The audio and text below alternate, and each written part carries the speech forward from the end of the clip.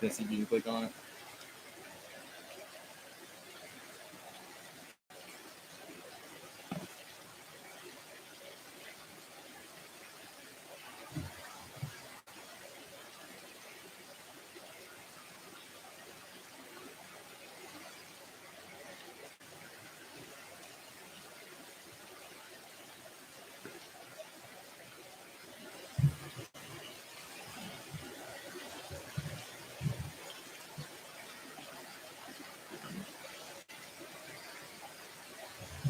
Welcome in to the first ever live episode of Woo Pig Weekly. We are coming to you guys from outside Donald W. Reynolds Razorback Stadium here as we are getting ready to do our first game day week preview, week 1. Let's go. This live episode is brought to you by Home Field, home of premium vintage collegiate apparel.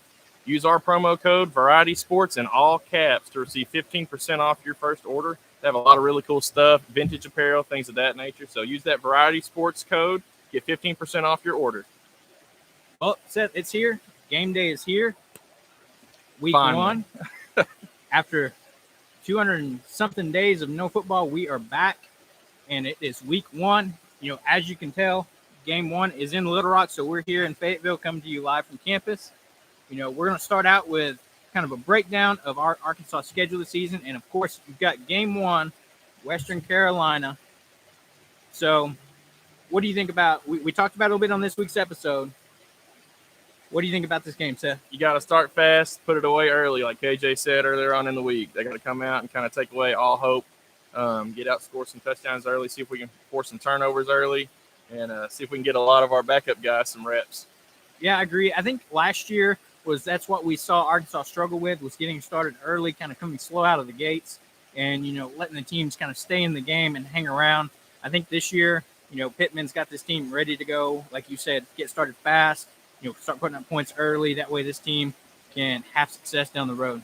Yeah, I completely agree with that. You know, everybody kind of calls back to that Missouri State game last year. It was almost a trap game. Obviously, Bobby Petrino was pumped to come into town and kind of see if he could pull off an upset, and they nearly did. So, if we can kind of eliminate any type of that situation from happening, get out early, and let the defense kind of pin their ears back and get to Cole Gonzalez today, I think that's going to be critical. Yeah.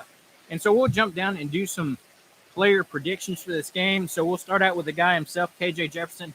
What do you see him being able to do today? Thinking he plays, what, a half of the game? I think it just kind of depends on, obviously, how well we come out and score on our first few drives, how successful are, how good we look. I think if there's some kind of more rust to knock off than maybe anybody's anticipating, I could see him playing a little bit longer just to try to get kind of back into his rhythm, things of that nature. But realistically, I expect us to have our backups in probably in the third quarter, maybe not the beginning of the third quarter, but sometime in the third quarter. I would expect to see KJ, you know, maybe throw 200, 250 yards this game.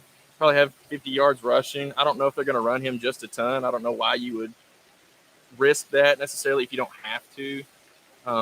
The one flip side of this, and we kind of talked about it last night, is if Dan Enos really does think KJ's got a shot at the Heisman, do you pull the CJ Stroud method and let him kind of stat pad later in these games and try to go for 300, 350, 400 yards in a game, even if you're up by 25, 30 points? So I'm kind of curious to see how that goes, what the decision-making is there. With it being a Sam Pittman coach team, I kind of doubt that they leave him in for very long. But if they do really want to see about maybe getting that Heisman in Arkansas, I could see a little bit of an argument for playing him a little bit more than originally anticipated.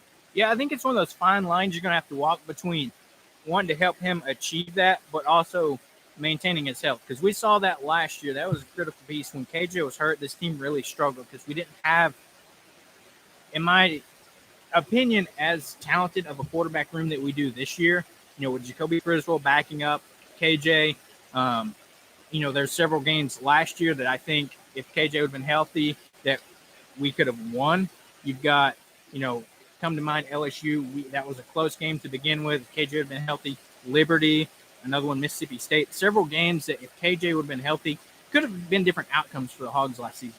Yeah, no, I completely agree with that. I think we're in a better spot now, kind of like we've said in some previous episodes. Also, you've got some better backups behind KJ. So if worse things do happen and he does have to miss a couple of games, you're not having as much of a downgrade step back. Whenever you put Jacoby Criswell or Malachi into the game. So I think the options behind him are going to be better than we've had in the past, and so that bodes well for us. But to your point, if we can keep KJ healthy for the entire year, we're primed to have a great season. Yeah. And another guy that's in that backfield with him that's going to be a key piece to this offense this season is Rocket Sanders. He's another guy that's been thrown up there as a dark horse candidate for, that Heisman. It's typically in the past been more transition to a quarterback type award because they are, put up some more stats. But you've got one of those things where KJ, is easily top 3 running backs in the country right now. You've got KJ or Rocket, Blake Corum from Michigan up there. And people are throwing Quinshon Judkins' name from Ole Miss, even though he's only a true sophomore.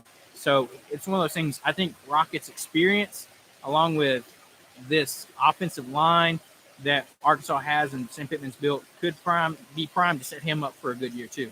Yeah, no, I agree with that. I think we are going to be a run-first team. I think with Dan Enos in there, there's going to be some pass plays intermixed in there, but we're going to be a primarily run-based team. Everybody knows that, and Rocket kind of leads the way there. KJ obviously has enough running of his own to provide a little bit of a spark too, and then there's some great backups behind Rocket as well. But yeah, Rocket, depending on how much they let him carry the ball today and in some of these subsequent games afterwards, I expect him to have well over 1,000 yards this year, even splitting carries with some of the other backs in the backfield.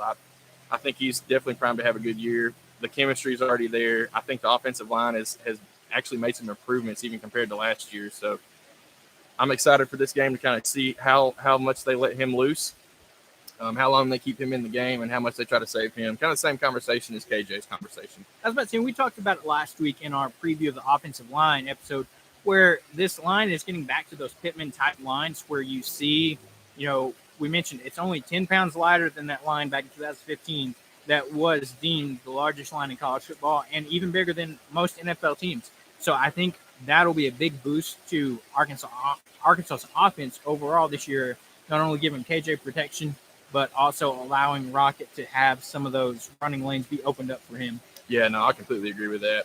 I'm excited to see how well they kind of build the chemistry. There's obviously some returners from last year, but then there's a couple of transfers in there, some newer faces. So if that offensive line can gel together quickly with pass blocking as well as run blocking both, that's going to be fairly critical how well they're able to communicate between each other, not miss assignments. I think another thing we talked about in some previous episodes also is how well our tight ends are able to block on those run sets.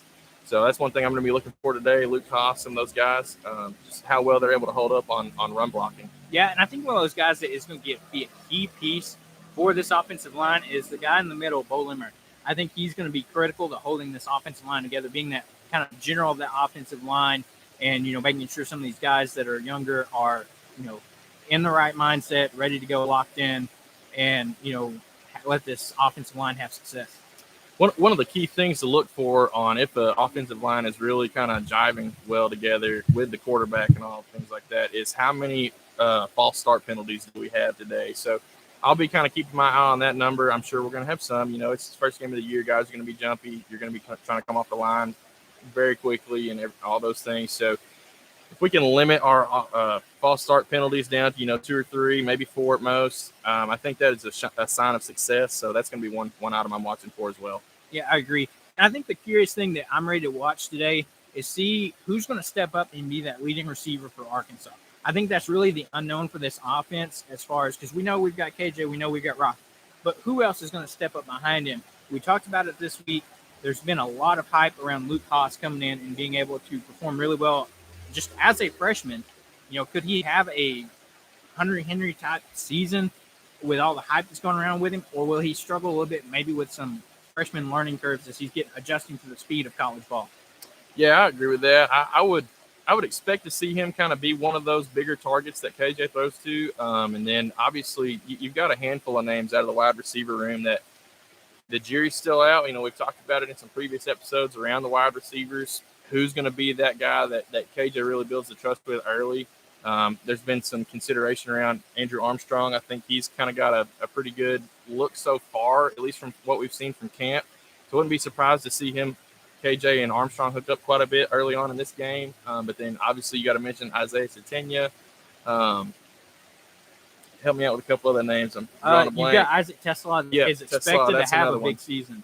That's the other one I was trying to remember. So those three guys are kind of the main three out of the wide receiver room that I think are expected to have the most success this season. We're just going to have to see how that goes and the way the in-game snaps go with the chemistry between KJ and them. So excited to kind of see how all that shakes out. Obviously, I don't think we should read too much off of this game one, but it's definitely going to be an exciting game. Can't wait for noon. Yeah, we know for sure that, per Pittman earlier this week, that Satania is going to be 100%. He's the guy for kickoff and punt returns. Early in a scrimmage in fall camp, he did have a 100-yard touchdown return. He's got that speed. If he can break the edge on those, whether it be a punt return or kickoff return, he's got a chance to take it all the way. And I think that's a threat we haven't really seen since a guy like Joe Adams. Yeah, that's really true. You've had some spurts here and there. I remember Alex Collins actually was in on some returns back in the day, and he was always kind of fun to watch what he would be able to do with the ball on a kickoff or a punt. But it's definitely exciting to have somebody that is as fast as Isaiah back there returning kickoffs and punts. You just never know what's going to happen, man. There's always that kind of little spark that could always come out. So it's going to be fun to watch that. I think we're going to have a little bit more exciting plays than we've had in a few years on the kickoffs and the punts.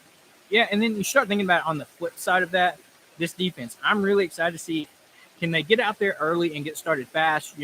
Landon Jackson coming off the edge.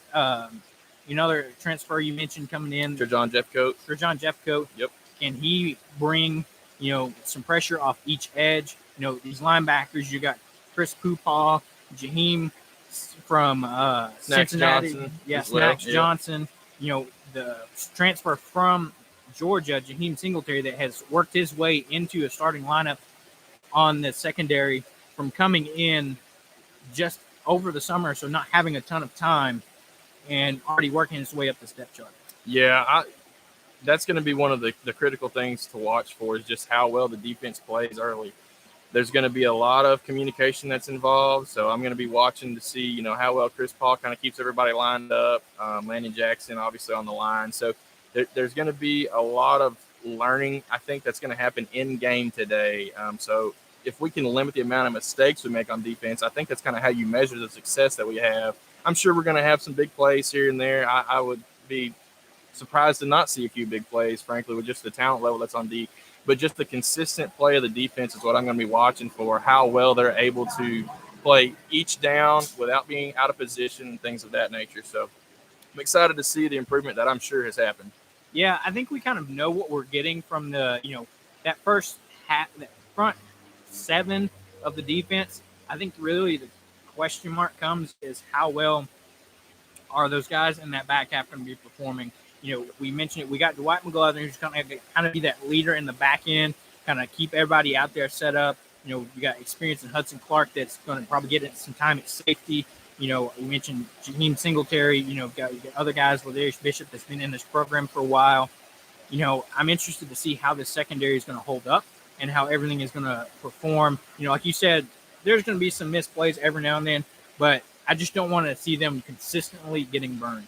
Yeah, that's exactly what I'm kind of watching for too. Just consistent, solid defensive play is really all you can ask for. And then I think another thing that's pretty critical in these first couple of weeks is limiting the injuries. You're going to have guys get banged up, but can you make sure that you're not having critical injuries? You're going to have some bumps and bruises and some tweaked ankles and things of that nature. But as long as everybody stays 90% or above, I think that's another measure of success for these first few weeks.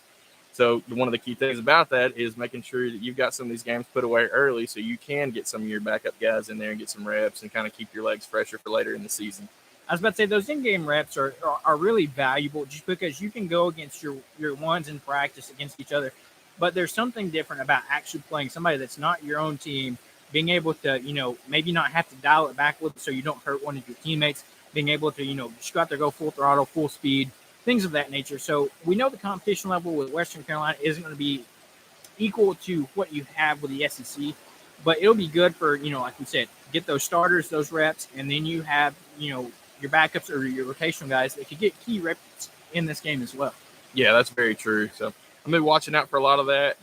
The biggest thing to me is as many good reps as you can get for everybody involved in the defense is going to come through later on down the season. Making solid plays, making sure everybody's in the right position. The lack of errors is really what you're going for here. So just being in position and not making mistakes is really what you ask for. Very true. And so now as we start to look ahead here, we got Western Carolina here. The spread's 34.5. I feel pretty confident that this is going to be a victory for Arkansas at the end of the day. And then you move on to, you got Kent State next week here in Fayetteville for the first home game in Razorback Stadium.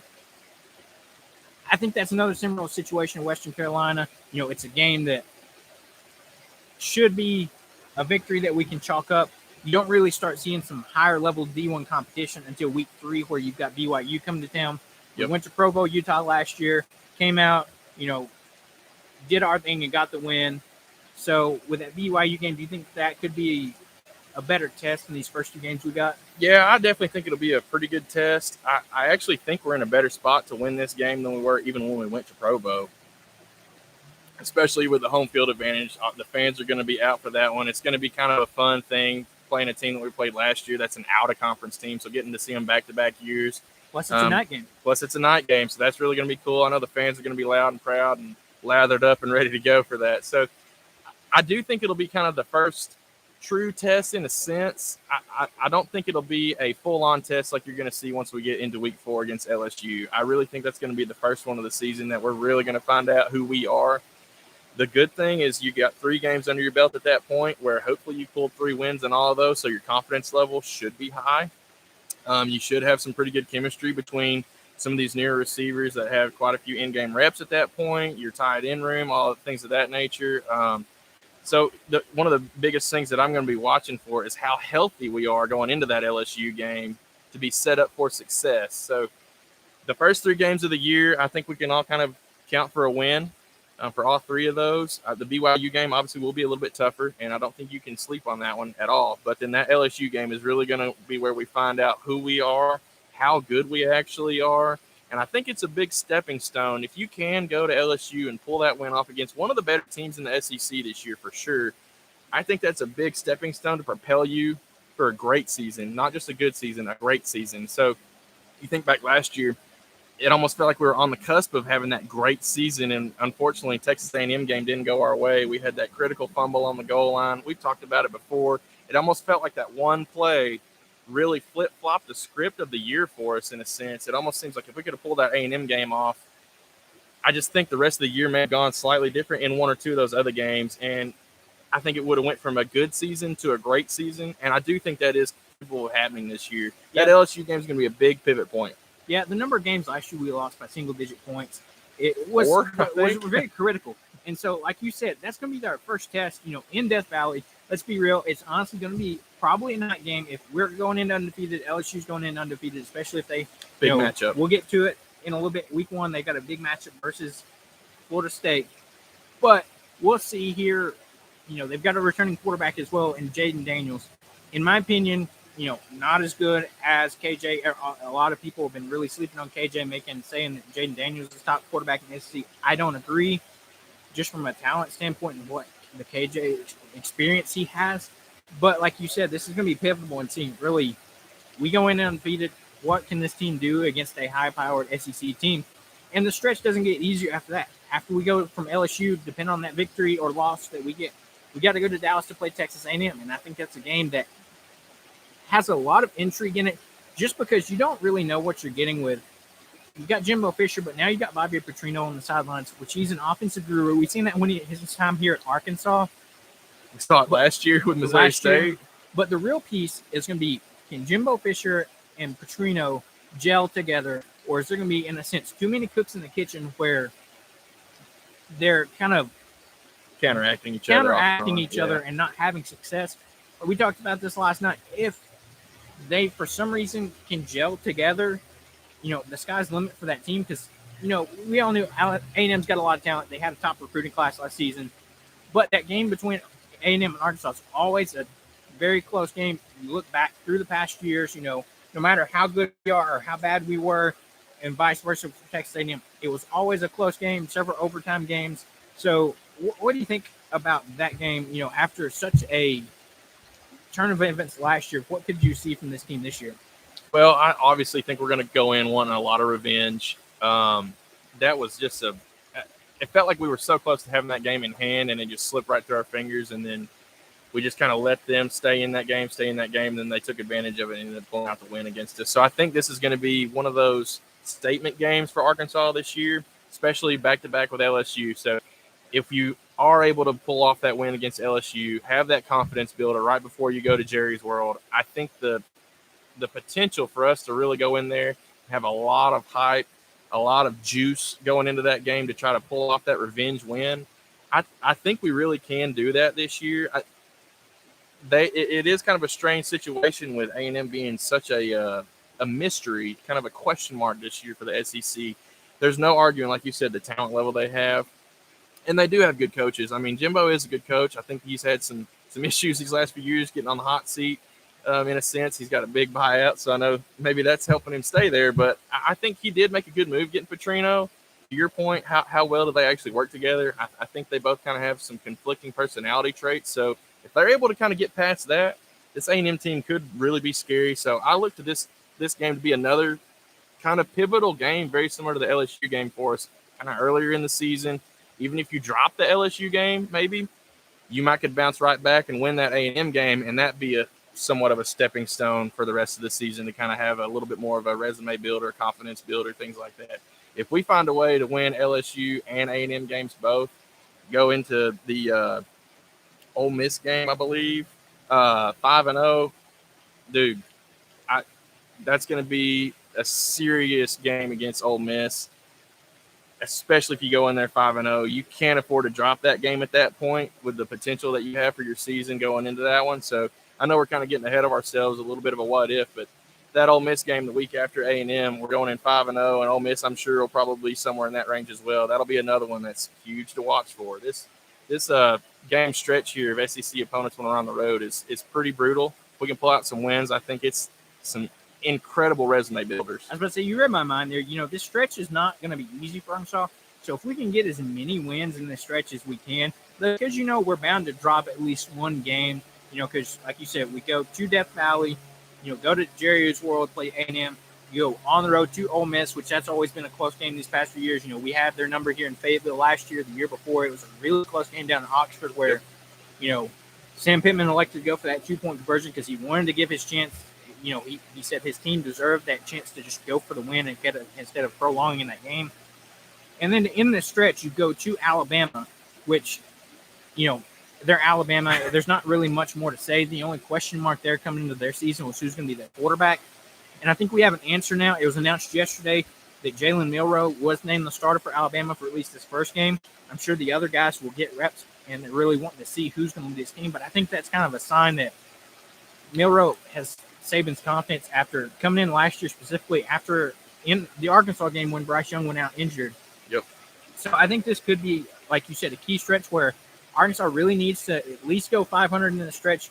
3-1 would be fantastic. Yep.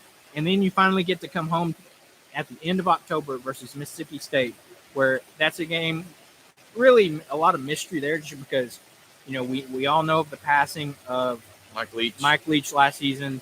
They named their defensive coordinator their new head coach.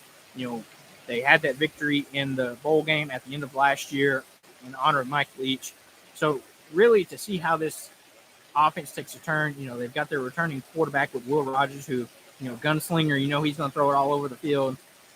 So, but we got that home field advantage. So I think Arkansas comes out with a win in this game. I do too. I will say it seems like for some reason the last couple of years we've had some struggles against Mississippi State, and it's almost been uncharacteristic because they're a good team. I'm not going to discredit them there, but it doesn't seem like they're quite the talent level type team that maybe an A&M and Alabama and LSU. And it seems like we've had almost better success against like LSU and Ole Miss, teams like that, than we have at Mississippi State the last few years. They've kind of had our number. They had our number last year, honestly. That wasn't a very good game for us at all. So really, this is a game I'm looking to kind of have a bounce back mentality from the team. I think there'll be very similar to the A&M game, kind of that grudge match, want some revenge on a game that we probably didn't play our best in last year. So I think there'll be a lot of the players looking to this game, especially that were here last year. A lot of players looking at this game to really have a bounce back type game against this team, especially with the way both quarterbacks are returnees from last year. I think there'll be some history there between the two of those quarterbacks to kind of want to outdo each other, especially, at this point in the season, there'll be a lot of projection depending on whose stats are where. I know a lot of people have talked about Will Rogers being a dark horse Heisman candidate the same way we've talked about KJ being a dark horse Heisman candidate. So if there's Heisman implications at this game at this time in the season, I think that adds that much more hype to it, that much more criticality on pulling out the win and having a good game. So that's obviously also kind of getting ahead of ourselves there based on these guys' stats projections. But there could be more to this game than meets the eye just from wanting a revenge from last year. So I'll be excited. I'm going to hopefully be here for this game. It's always a fun one against State, man, especially when you're at home and you don't have to listen to the cowbells. Yeah, let me ask you this. KJ, he's from Mississippi. If this truly is his last year here for Arkansas, how motivated is he going to be to get a win over both Ole Miss and Mississippi State, something he's not done in his career at Arkansas, being a Mississippi kid, wanting to get wins over both Mississippi schools? How big do you think that could factor into these games this season?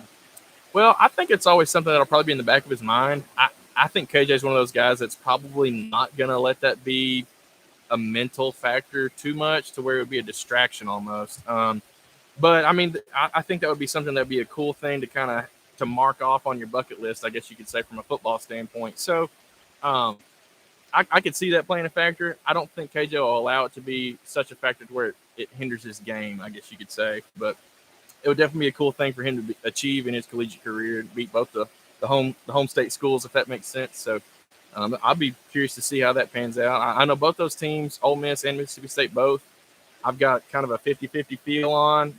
Ole Miss has got a great offense, obviously, under Lane Kiffin, so that's going to be a tough game for us.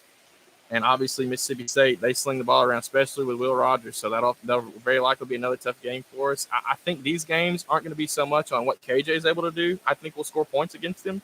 I think it's actually going to come down to who can make the least amount of mistakes and then whose defenses can maybe force a turnover to, which defense has the better game, has more of an impact on the outcome, I think, in both of those games than how well does each offense play. Because I think both offenses are going to be successful, whether it's Ole Miss, Mississippi State, or Arkansas, all three of those. Yeah. And then you go to on the road, you get one game at home, and then you got to go back on the road, go to Florida. We saw earlier this week as Florida had one of the opening week of week one games against Utah. And just being frank, Florida looked terrible. They looked horrible. There was a lot of good. optimism in year two of Billy Napier's tenure at Florida. They got a veteran type quarterback with Graham Mertz coming in from Wisconsin. So they just didn't look like they had it all together. I don't know if that's kind of what's to be expected for the season, or do they turn things around, learn from this game one. But if Thursday's showing is any type of expectation for the future, it should be an easy win for Arkansas, a Florida game that we haven't played them in a few years. We're going down to the swamp. It'll be interesting to see how Arkansas does, especially going down to Florida, but also what does this Florida team look like by, week what is 9, that, week 8, 9? 8, 9. So do they make an improvement? Do they stay the same, or that kind of situation?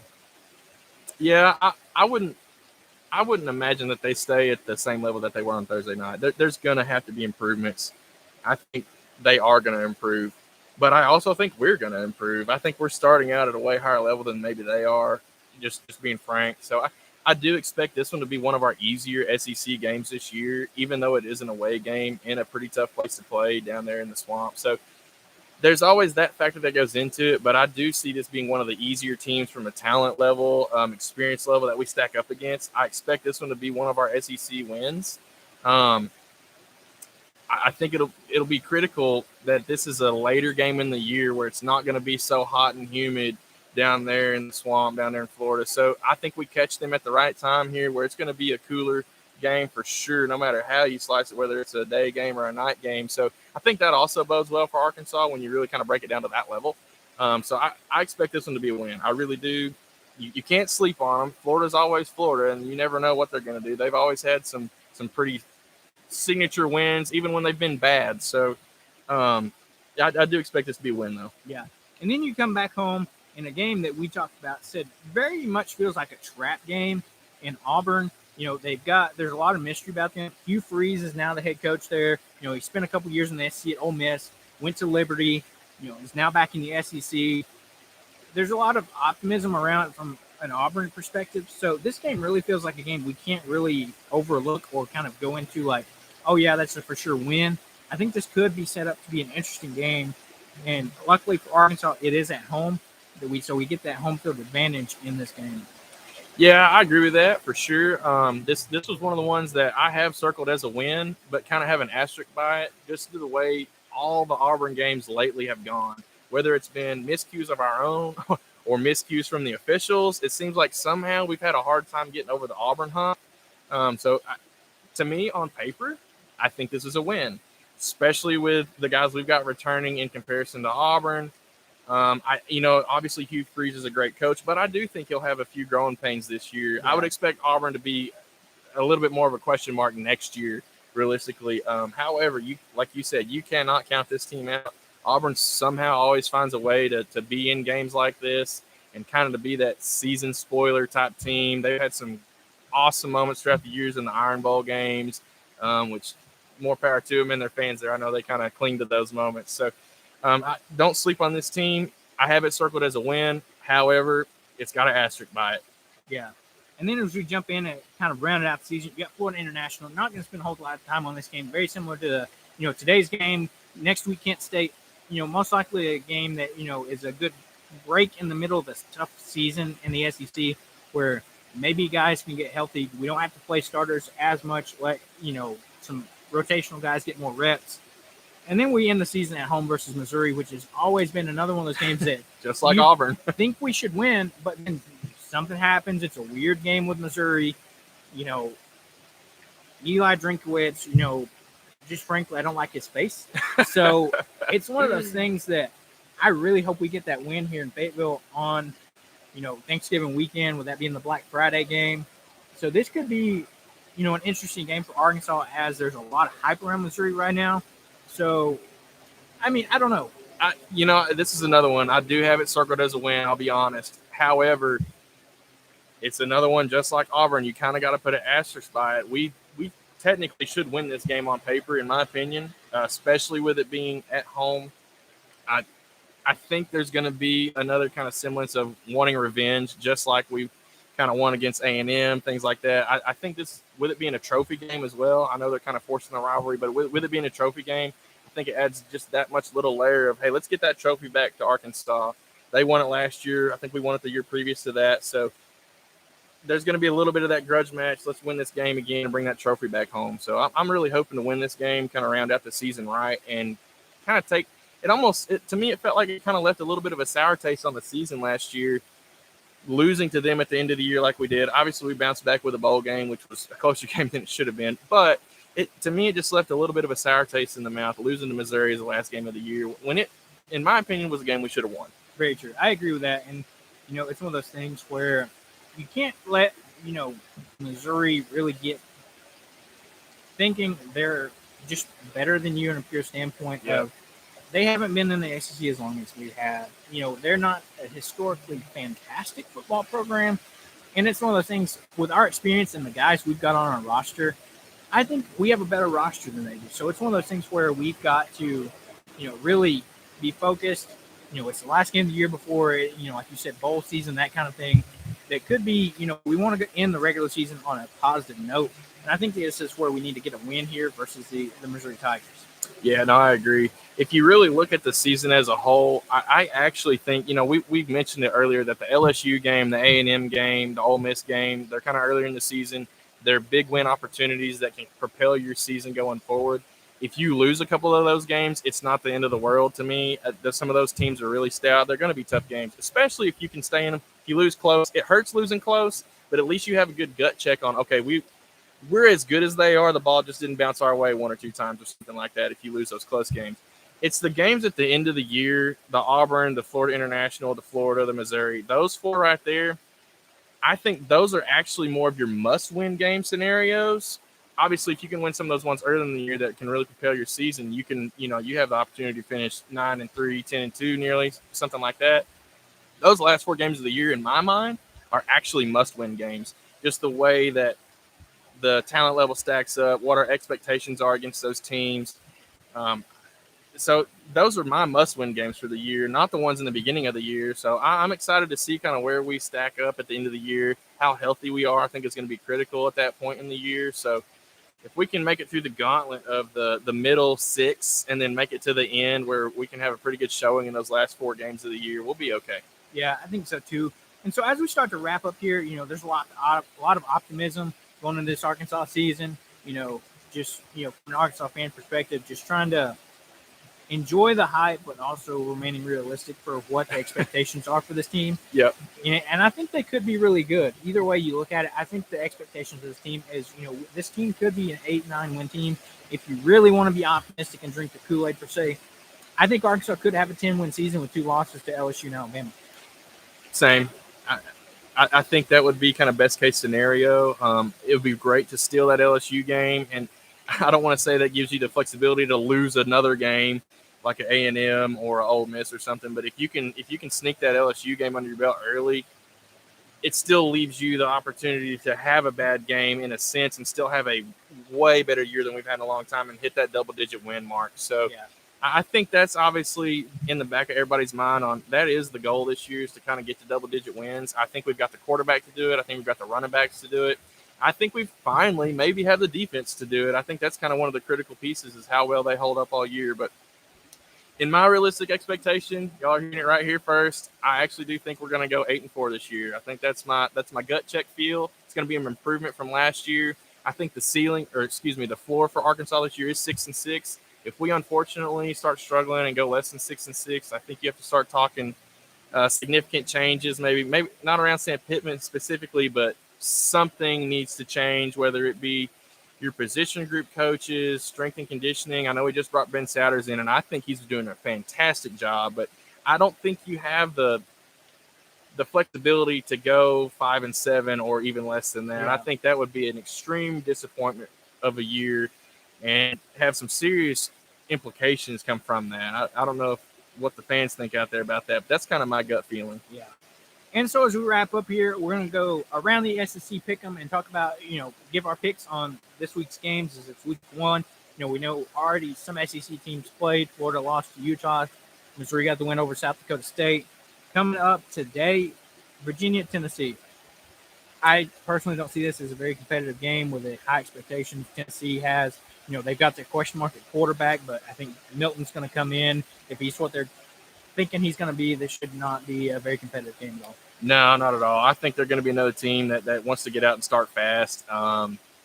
If y'all seen some videos, Milton can throw the ball like 80 yards. I don't know if his accuracy is quite as good as some of the other quarterbacks around the SEC, but he's got an arm. He's got an actual cannon. So they're going to have explosive plays, and they do notoriously have a defense that is good at getting turnovers. So that's kept them in some games the last few years. Obviously, that Alabama game last year was crazy. I think their defense actually is what won them that game. I think Jordan Hyatt had a great showing against Alabama, and he had a lot to do with that. But I definitely think this is going to be a win for Tennessee. Yeah.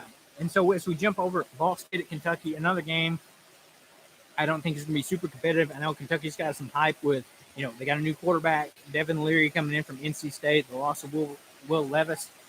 This could be an interesting season for Kentucky, but I don't see them dropping a game here versus Ball State. Yeah, that's one thing I'll give Kentucky is, man, they've been very consistent the last few years. I think they got some good coaching over there, and obviously you're replacing a really solid quarterback in Will Levis, but you got a good guy coming in from NC State. So I don't think they're going to have a lot of drop-off. I expect Kentucky to be another one of those consistent years where they get 6 to 8 wins. That's kind of what I see from this Kentucky team. They've kind of built themselves to fit their role, not to be a overlooking the SEC, but also not to be a powerhouse in the SEC. And I think they're doing just fine at that, and I think they're content with that, honestly. Yeah, they like to focus on the basketball, but they like to have some success. Then we jump over. You've got Mercer at Ole Miss. A game I think it is what it is. It's Ole Miss Yeah. versus Mercer. Ole Miss is going to win this game probably handily. They got Jackson Dart back. Quinton Judkins, similar like Arkansas, very experienced in the backfield. So I think this is an easy win for Ole Miss. Yeah, this is a game I'm actually going to try to pay attention to. They've got Jackson Dart is kind of listed as their starter. They've got the transfer from Oklahoma State, Spencer Sanders, who realistically could pretty much start just about anywhere else he wanted to go. So I thought it was kind of a question mark as to why he transferred to Ole Miss. I don't know what the reasoning behind all that was. That said, if they get this game away early, I think you're going to see Spencer Sanders in there some. I think they've got a third quarterback, and I can't remember his name. So this is a game I'm going to be curious to see just their quarterback play through the whole game, who they sub in, who they sub out, who gets the most snaps, that kind of thing. Obviously, Dart's a starter, but I think there's a case to be made that some of these other guys are really kind of on his heels to maybe steal that starting role later in the year. We'll see. Yeah. Then you've got UMass at Auburn. UMass had a win over New Mexico State in week 1, so they're going into this game 1-0, probably feeling pretty good. But this is a game where, like we said earlier, there's question marks with Auburn. So it'll be interesting to see what Hugh Freeze comes out with in this week 1. And, does he have a close win or does he have a blowout win against UMass? Yeah, honestly, the talent level, I would expect them to win this game by probably 14 to 20 points, maybe a handful more, depending on how much Hugh Freeze is wanting to let his offense go, just for them to get the chemistry built. I think he's going to kind of be in a scenario where he's trying to find out who's who on his team. It's year 1. He's got a lot of guys that are residual from Brian Harson, if I remember correctly. So we'll probably see some weirdness in this game where he might leave his starters in longer just to try to see what he's got. I'm going to watch this game intently, too, because I want to know what Auburn's got. I don't know. Yeah. And then we'll jump over. You got Southeast Louisiana at Mississippi State. We know what Mississippi State's got with their quarterback. The rest of the team, I'm not 100% sure. We know they're probably going to be shored up defensively with, their head coach being Arnett, the former defensive coordinator of the team. So I think this is a game Mississippi State wins pretty easily. I do too. I definitely That's all agree. there is to that one. Yeah. Then UT Martin at Georgia. It's Georgia. I mean, they're going to have a good year. Yeah. I don't see how you spin it. They've got, if you look at their schedule individually, they've got a great schedule to honestly be back in the SEC championship game. They've got a difference at quarterback now without Stetson Bennett, but I don't think they had much of a downturn. So yeah. Georgia's going to be Georgia. Yeah, can Carson Beck step up and be that leader of that offense? Then you've got New Mexico State at Texas A&M. Another game. It'll be interesting to see how that relationship starts out between Fisher and Petrino. Does it work? Does it not work? Is it there? It's going to take some figuring out to go. So I'll be interested to watch that one. I would expect that to be kind of a blowout game, but if they have some miscues just due to miscommunication, things like that, they're still kind of trying to learn the jargon and all that with Petrino coming in. I could see that game being a little closer than maybe everybody thinks, but we'll see. Yeah. And then a game, in my opinion, that could be a little close or even upset for an SEC team is Alabama A&M at Vanderbilt. Vanderbilt had a week 1 game. They played Hawaii in Nashville.